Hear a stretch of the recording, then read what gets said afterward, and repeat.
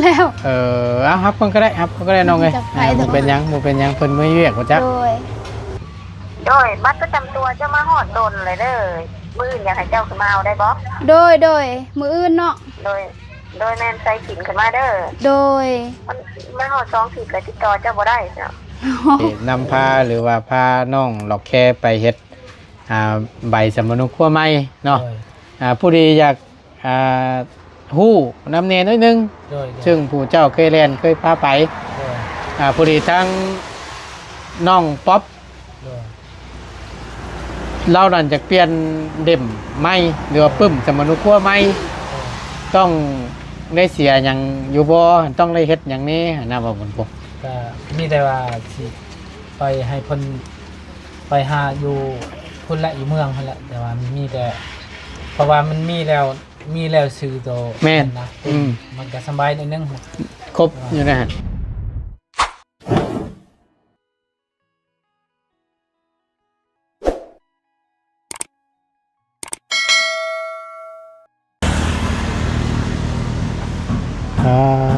ตกพี่น้องเลยบ่ตูนเบิ่งนี่ยันเท่าคำยุบาทนี่เนาะทางนี้แต่ลงมาแล้วสุดหนึ่งยุดไปแล้วก็น่าจะลงมีอีกบ่ตูนว่ะเนาะเอาบัวอยู่ฝั่งไทยเพิ่นฟ้าลงฝนตกอยู่บ่พี่น้องเนาะต่างประเทศนะตอนนี้เนาะตกอยู่บ่ดีหรือว่าจังใดคอมเมนต์มาบอกนี่เด้อพี่น้องอยู่จังหวัดใดอำเภอใดเนาะคอมเมนต์มาบอกแน่พี่น้องอยู่ทางประเทศลาวเมืองเซโปนแขวงสะวรรณเขตตกเด้อพี่น้องเด้อเนาะพี่น้องเลยก่อนอื่นกราบสบายดีและสวัสดีพ่อแม่พี่น้องFC ปัจจุบันสุคนบอกว่าอยู่ในและกระต่างประเทศก็ยินดีต้อนรับเข้าสู่ช่องประธานป้องชาแนลคือเก่านำเสนอโดยประตูนคือเก่าคือเดิมเนาะเพิ่มเติมมาในคลิปนี้พี่น้องเลยผู้ดีทั้งบอตูนก็จะได้มาถามทางน้องดอกแก้เพิ่นเนาะเกี่ยวกับใบสมนุคั่วที่น้องเพิ่นเฮ็ดไปแล้วเบิดเท่าไรพี่น้องเอ้ยต้องเฮ็ดอย่างแน่แล้วก็ผู้ดีทางบ่าวบุญคงก็มาผู้ดีเนาะเพราะว่าทางบ่าวบุญคงเพิ่นพาน้องดอกแก้นี่เฮ็ดเพิ่นก็น่าจะฮู้ดีนำเพิ่นเนาะนี่แต่ว่าทางบอตูนได้นำเสนอคลิปนี้เนาะก็ถือว่าได้เพิ่มความรู้แล้วก็จะได้รู้นำว่า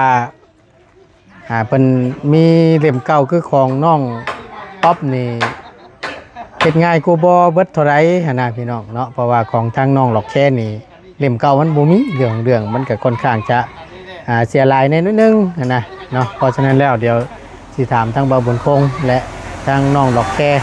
ไปพร้อมๆกันแล้วก็จะได้ไปบอกทางน้องป๊อปเนาะถ้าว่ามีเวลาและมีโอกาสก็ว่าน้องเพิ่นอยากเล่นอยากไปเฮ็ดไม้ขึ้นปึ้มสมนุคั่วไม้แล้วก็ถ้าสมมติว่าน้องเพิ่นไปเองได้ก็แม่นน้องเพิ่นก็สิได้ฮู้ได้พี่น้องว่ามีหยังแน่เนาะแต่ถ้าว่าบ่ฮู้ก็แม่นเพิ่นละทั้งหาทั้งบ่าวบุญคงนั่นแหละเล่นให้พี่น้องไงมีแต่ว่าเดี๋ยวบ่ตวนสิถามทั้งน้องเพิ่นก่อนเนาะไปเดี๋ยวกันหาน้องเพิ่นคักแล้วบานนี่พี่น้องเลยเนาะรายการบานนี่เอาขออนุญาตด้วยพี่น้องเด้อเนาะครับเรียมเพิ่นบ่ลบให้เลยบ่ล่ะนี่ใช่คือเพิ่นว่าคือว่าสิเอากระดาษชามาคัด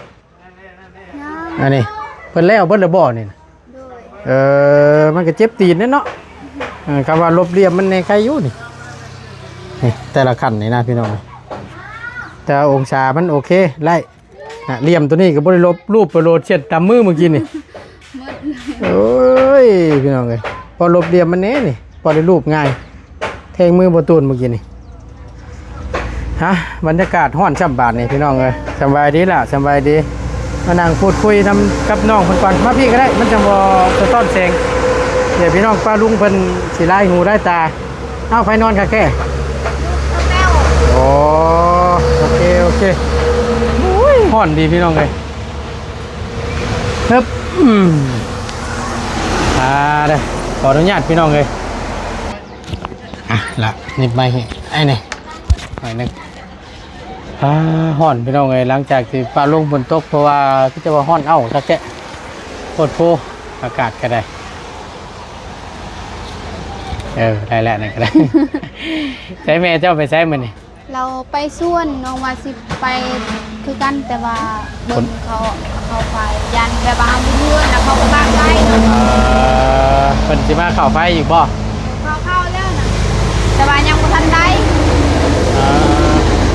เอ้าใส่หลอดแล้วบ่นี่ ใส่รถแล้วแต่ยังใส่งานบ่ได้เด้ เป็นไรล่ะ จักคือกันนี่แบบว่าทำเขาเมื่อกี้นี้เขาก็ว่ายังโดนและจริงๆ ถ่ายังน่ะ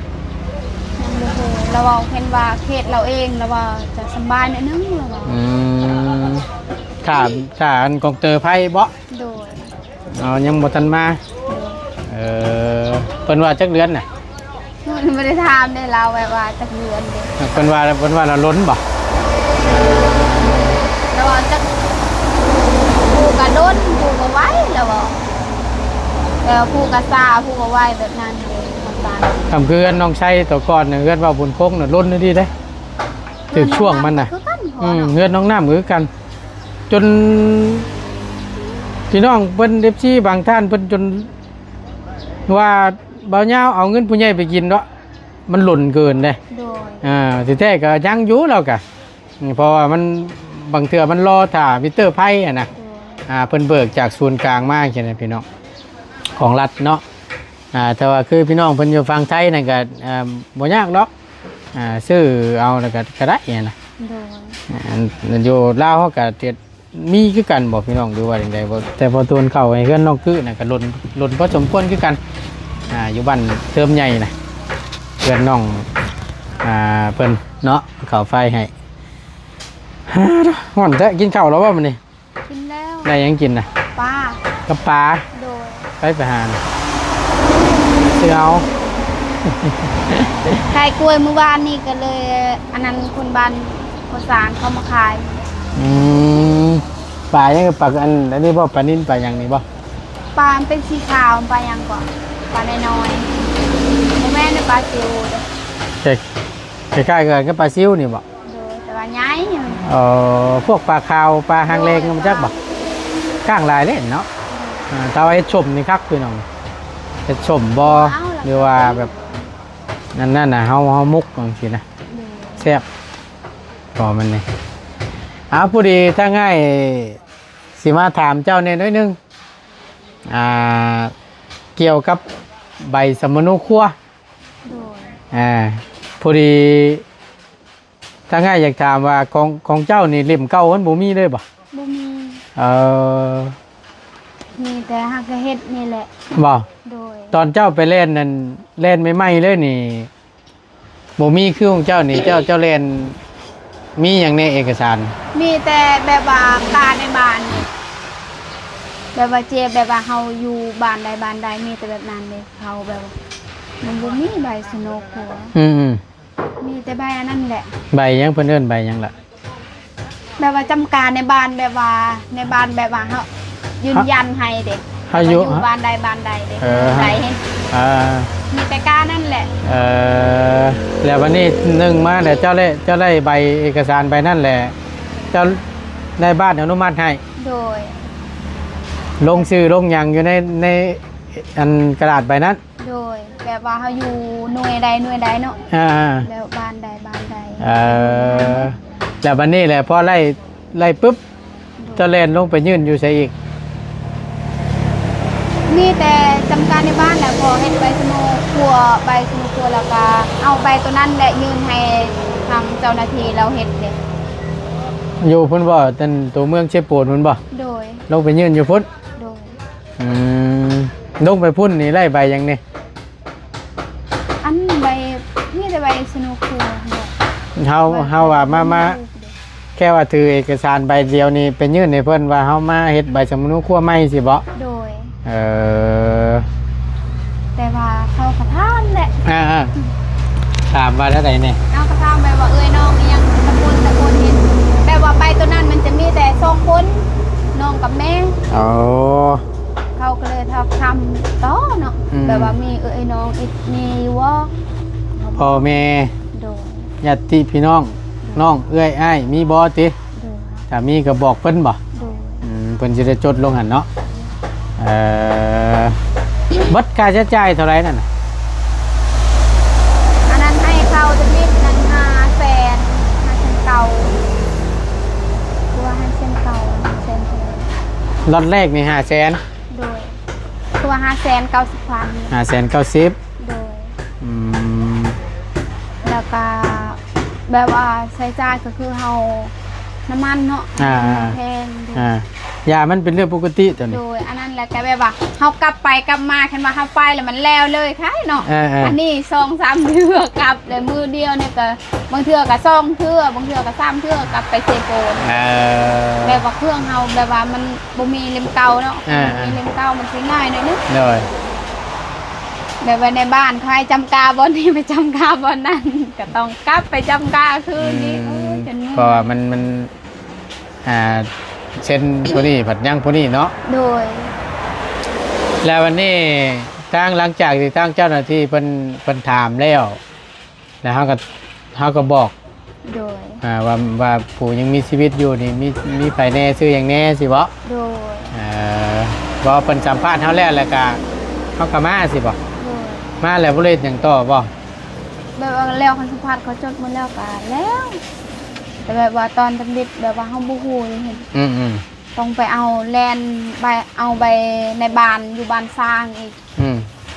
แบบว่าซาวนั้นก็เราตอนปีใหม่เราก็ไปเยี่ยมยามทางเพื่อนพัวแล้วเนาะแต่ว่าเพื่อนพัวเราอยู่ทางสวรรค์เด้เพื่อเราทาเราสิกลับมาโอ้ยมันเยอะหลาย รออีกสิ โดย อันที่ให้ถามนี่คือจังซี่ผู้ดีทางน้องป๊อป โดย เจ้าก็ชิวอยู่หรอกเนาะ โดย น้องป๊อปแล้วบัดนี้แหละน้องเพิ่นนั่น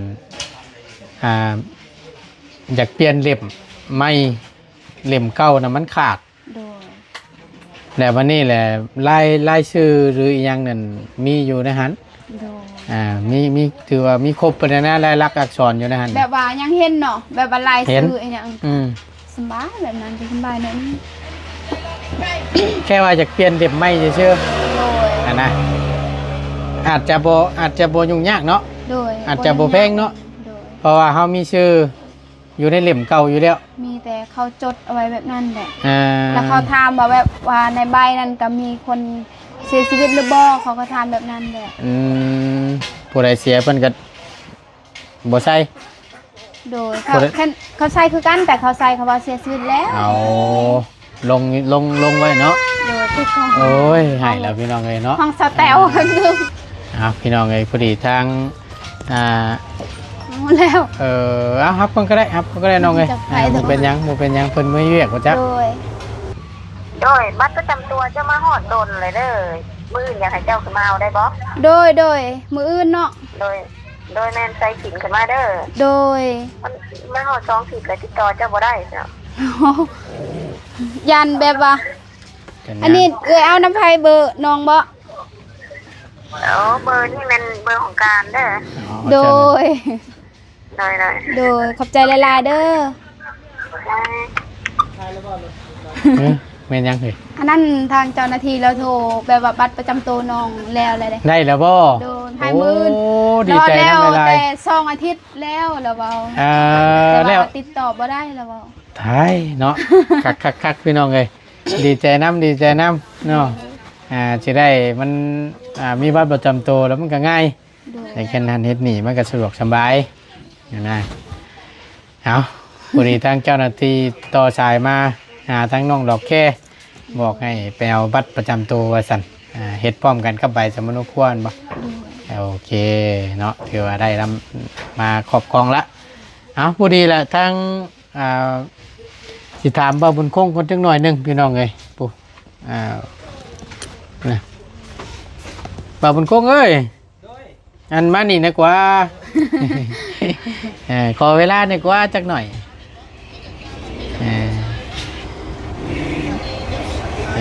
มานั่งลมกระเป๋าบนคงเพิ่มเติมพี่น้องโอเคมา เอาส บายดีเด้อ โดยสบายดีบ่าวบุญคงสบายดีมานั่งเคียงข้างน้องดอกแคจักหน่อยนึงขอเวลาน้อยนึง โดย พอดีทางบ่าวบุญคงนี่แหละเนาะที่ได้นำพาหรือว่าพาน้องดอกแคไปเฮ็ดใบสมนุครัวใหม่เนาะผู้ดีอยากฮู้นำเนน้อยนึงซึ่งผู้เจ้าเคยเรียนเคยพาไปผู้ดีทั้งน้องป๊อปเราดันจะเปลี่ยนเด่มไม้หรือว่าปึ้มสมนุครัวไม้ต้องได้เสียอย่างอยู่บ่ต้องได้เฮ็ดอย่างนี้นะบ่บุญคง ก็มีแต่ว่าสิไปให้เพิ่นไปหาอยู่พุ่นละอยู่เมืองพุ่นละแต่ว่ามีแต่เพราะว่ามันมีแล้วซื้อโตนะมันก็สบายนิดนึง ครบอยู่นะฮะ โดยมีแต่ว่าเพิ่นเขียนจำนวนตอนนั้นแล้วก็เพิ่นก็สิเอาเอกสารตอนนั้นละให้ไปเซ็นในบ้านแต่ส่งเช่นกุมบ้านซื่อๆล่ะมีแต่ว่าคือว่าน้องปอกเพิ่นว่าอันแบบว่าน้องเพิ่นก็ยังบ่ได้เข้ามีแต่ว่าให้เพิ่นจดไว้เพื่ออันนั้นจดไว้วันเดือนปีเกิดน้องเพิ่นนะ โดย แล้วก็พอดีไปฮอดเมืองแล้วก็มีแต่ส่งอันนั้นแล้วก็แล้ว ไปยื่นให้เพิ่น โดยยื่นให้เพิ่นวันเดือนปีเกิดของน้องหั่นน่ะ โดย ยังบ่ได้เข้าตกทางหั่นน่ะ ญาติพี่น้องน้องนุ่งอ้ายเอ้ยถ้าว่าไผยังบ่ได้เข้าได้ให้บอกเพิ่น โดย แต่เพิ่นสิจดเข้าหัน โดย บ่ง่ายมีรายชื่อรายลักษณ์อักษรยำตัวนั้นแหละ โดย เพิ่นก็สิไปเอาเล่มใหม่มาให้ โดย แต่ลงชื่อลงคูบอยู่นะฮะ โดย สบายเขามีเล่มเก่าเด้ แม่น คือ ก็ ทางน้องนี่เพิ่นแบบว่าบ่มีหยังเลยนะบ่มีปึ้มเก่าแบบเจ้าหน้าที่เพิ่นถามอ้าวคืออยู่ว่าหลายปีหลาย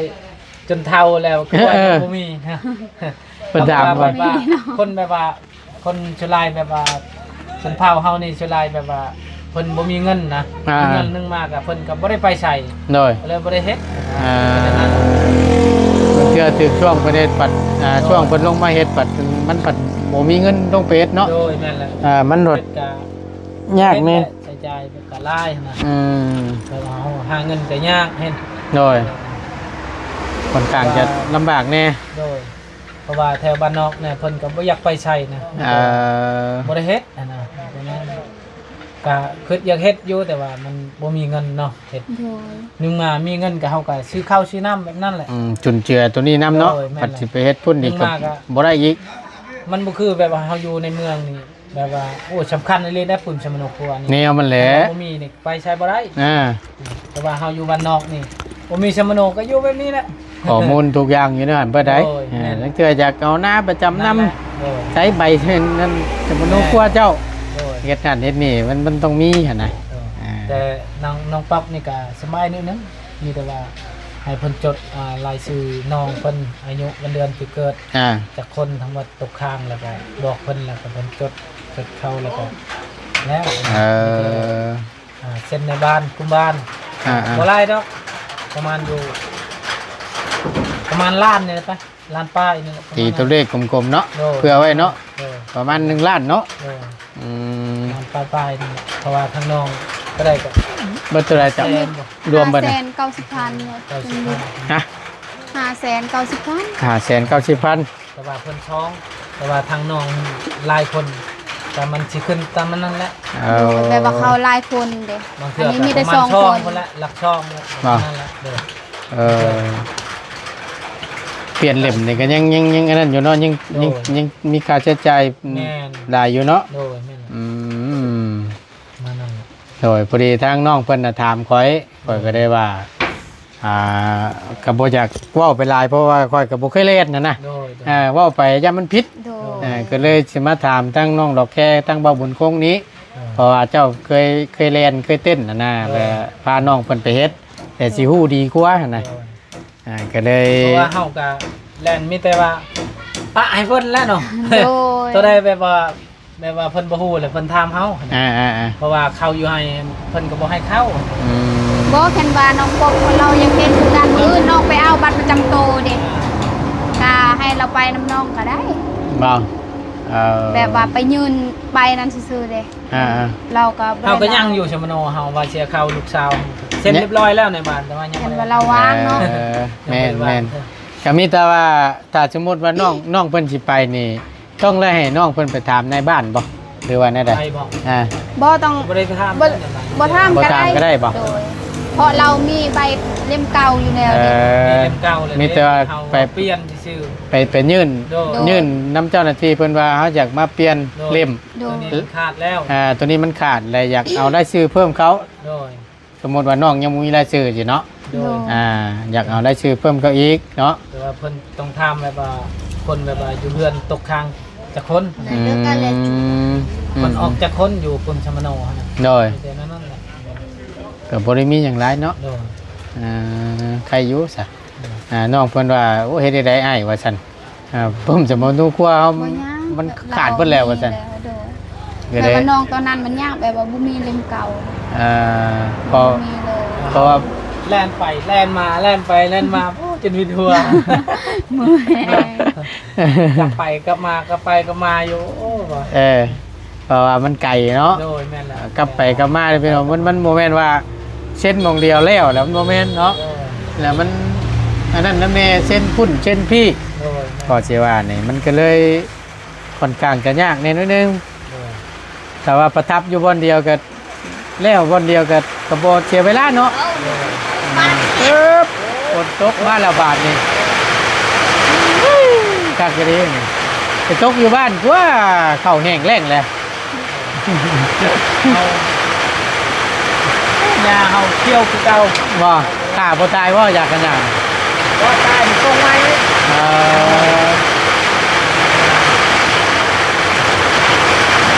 แต่ตามนั้นละ กับผมอย่างไรเนาะ โดย นี่แต่ว่าคำชูเราน้องเพิ่นจากไปนี่แม่นคือเอาเล่มเก่าไปหัน โดยนั่นแหละ แล้วก็มีแต่ว่าเตรียมพร้อมกับรายชื่อที่ ยังตกทางอยู่ ตกข้างที่ยังบ่ทันได้เข้าตัวเลขนั้นเนาะ โดย โอเคน้องเพิ่นสิกล้าไปอยู่บ่เด้เนาะ ไม่ยากดอกคันว่าคนนะบ่มีคนพาไปก็มีแต่เฮาสิเฮาพาไปแล้ว ก็ยันสิ เพิ่นแบบว่าให้ซอยก็เป็นยัง โดย พาคนไป ก็ว่ามัน เพราะว่าทางประตูเพิ่นก็บ่ฮู้แน่เพราะว่าเพิ่นก็ตั้งมือแน่บ่แม่นว่า แม่นอยากเพราะว่าส่วนหลาย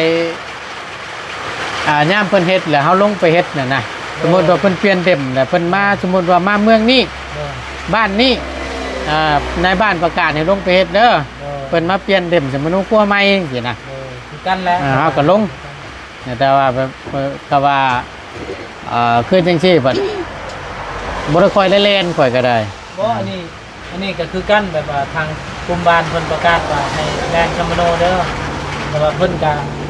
บ่มีเงินตอนนั้นเป็นแนวนั้น เราก็คือกันน่ะน้องแบบว่าอยู่ในบ้านเดียวกันแหละชาวปก เนาะ แต่ตังแบบว่าตังหน่วย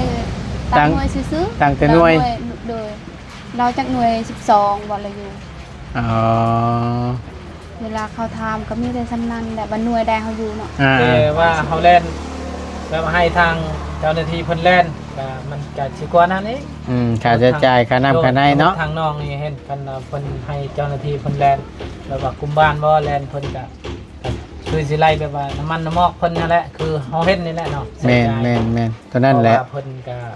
เซ็นอันนั้นเซ็นอันนี้นะมันซาตัวนั้นแล้วก็ใช้จ่ายใช้น้ำมันรถอิหยังนี่ แม่น มันสิเพิ่นสิไล่กว่าหั่นนะเป็นอย่างนี้ ถ้าว่าเฮาเล่นเองพอไปได้ก็เฮาก็สิลดค่าใช้จ่ายตัวนี้ลงเนาะ อืม แต่ว่าสร้างเพิ่นไล่เองนี่ก็โอ้ทางน้องรถแค่นี่ก็ประมาณล้านปลายหมดแล้วเนาะว่านั่นแหละ ยังใครอยู่ฉันเนาะพอได้ว่าบุญโคงพาเล่นพาเต้น แจ้งมาได้เมื่อกี้นี่ เนาะ เจ้าหน้าที่โทรมาหาเพิ่นบัตรประจำตัวเพิ่นออกเลย เท่าใดก็ เด้ นี่บอก ได้น่ะ แม่น นะคะแบบ โดย ได้2อาทิตย์แล้วเราแต่ว่าติดต่อบ่ได้เรา อืม คือกันเด้ติดต่อบ่ได้ก็เปิดตลอดโทรศัพท์ว่าติดต่อบ่ได้ ดีใจนะ ดีใจน้ำสำคัญได้พี่น้องเลยเนาะ ดีใจแฮง ดีละเนาะให้ไล่มันตึกมันต้องกันพี่น้องเลยเถื่อว่าเข้าไปในเมืองใจเจ้าเป็นคนลาวอยู่บ่ว่าซั่นน่ะมันต่างลาวบ่จัก เอาเวลาแบบว่าเจอจั ใช้ จ เบิ่ อง น หั่น ทางทางเขาถามเลย บาง เถือเขาถาม ถามบางเทื่อเพิ่นฟังจำเนียงเฮาเนาะหนึ่งเทื่อมันย่านมันบ่แม่นนะกันยันว่าบ่แม่นแล้วเพิ่นจะขอเบิ่ง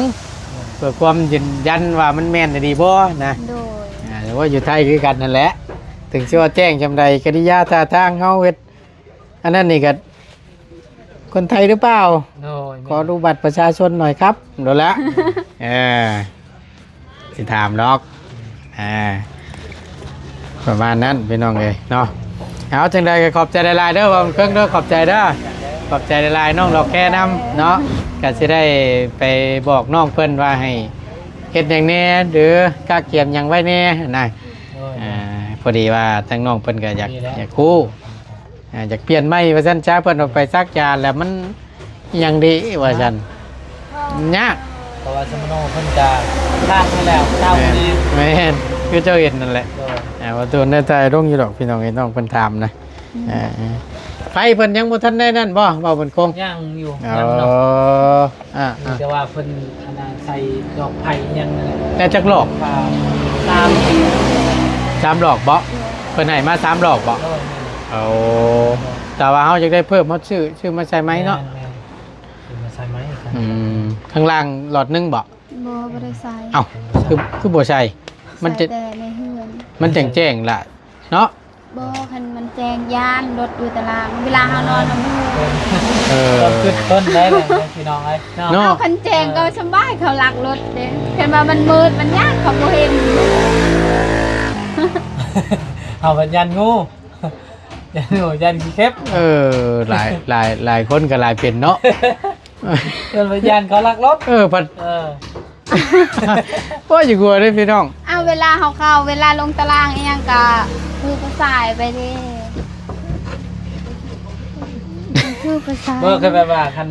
มีแล้วก็ยิงใส่ให้กับประยักษ์อีก เห็นมีก็สาย เพราะเนาะกันเท่าผัดอาศัยความสว่างและโจรจังบ่มาลักรถ แม่น อันนี้เพิ่นอาศัยความมืดความปลอดภัยบัดนี้ บ่มืดแหละ สมมติแบบว่าความคิดเพิ่นว่าเขาเจ้าแนมแต่ทางบ่เห็นนะ บ่เห็นรถเห็นอย่างมืดซื่อๆจักรถจักบ่มีอยู่ เขาก็สิบ่เข้ามาเพิ่นเนาะ แม่น ถ้าว่าเปิดไฟแจ้งๆเขาแนมไปเฮือนหลังนี่มีรถจักรดิ เห็นคักแน่เลย โดย เขาสิย่างเขามาเอาบ่ โดย แต่เขาบ่คิดนะว่าเข้าไปแต่มันแจ้งพื้นแจ้งไฟแต่เขาสิบ่ย่านได้บ่ซะ เอาเฮานอนเนี่ยเฮาวู้แหละเอาคือสกี้ขึ้นเอาโทรศัพท์เซาเลียงมื้อนั้นแหละวู้มือเลยนอนนี่ แบบว่าตื่นมาแล้วก็ไปเวียดไปซื้อกายแล้วเขาก็ถามว่าเห็นบ่โทรศัพท์เลียงบ่ฮู้แหละ ไฟขึ้นน่ะ สกี้ขึ้นเอาแบบว่าเอาไปลินในโทรศัพท์มันมืดแบกบอกเลยไปเอาโทรศัพท์เลี้ยง โอ้ยเนาะ เขาก็นอนบ่ฮู้ บัดคือเฮานี่ห้วยแนมไปไฟแจ้งนี่ชอบบ่กล้าเอาเข้าบ่ได้ยันเขาเห็นเนาะยันแขกคนเห็นเนาะเขามันมืดนี่จะเข้าอยู่เฮาเขาบ่เห็น เจ้าบ่เห็นอันนี้แจงเหนียวโอ้บ่กล้านะจักมูนอนจักมูบ่ได้นอนเออ อันนี้น้องนึงมานี่แบบว่ายามเฮาเปิดไฟไว้ครับมีไฟอยู่ตารางนี่เฮาก็มันความสว่างเด้แต่ไปกลางค่ำกลางคืนมันก็สะดวกสบายอันนี้ความคิดเฮาเนาะแต่ว่าเพิ่นมันผัดกลับกันบัดนี้พี่น้องโอ้คัก ค่ะบ่ฮู้แหละจ้ามันถูกจ้ามันผิดเรื่องความกดแล้วเนาะ เอามีแต่ว่าถ่าเนาะว่าเพิ่นคงเนาะถ่าอันนั้นบ่ถ่ามันหมอไผบ่ ก็ได้แม่นแหละ โต โมงมันนะ มุ้งคงเตอไฟเห็นบ่ เตอร์ไพ่ เตอไผ มุ้งกะมุ้งมัน มองอันนี้ นี่โมง แม่น ในคอมเตอร์ เอาโอเคจ้ะมีแต่ว่าถ่าก่อนจังหน่อยเนาะอดเนาเดี๋ยวก็ได้ใช้แล้วดีใจน้ำหลายๆพี่น้องเอ้ยทั้งน้องดอกแก้เพิ่นก็ได้ทั้งห้องน้ำแล้วก็ไฟฟ้าน้ำแน่แล้วก็เปลี่ยนแปลงซ่อมเพื่อนชานเนาะกับแม่นทั้งผู้ใหญ่ใจดีทั้งบ่าวบุญคงที่ได้ให้ทั้งบ่าวบุญคงเป็นสะพานบุญให้เนาะก็ได้สดได้ช่วยได้มาสำนี้ก็โอ้ยดีใจน้ำแหละพอทนก็ได้เนาะก็ขอบบุญขอบคุณหลายๆเนาะผู้ใหญ่ใจดีผู้เพิ่นชดช่วยทั้งน้องเพิ่นมาเนาะก็ขอบบุญขอบคุณในอยู่ดีมีแห้งให้ร่ำให้รวยเด้อเนาะได้บุญได้หลายเนาะ ไอ้สันบันนี้ขอบใจหลายๆขอบใจอีกครั้งหนึงอยู่ดีมีแห้งลำลาเลยเนาะสบายดีเด้อสบายดี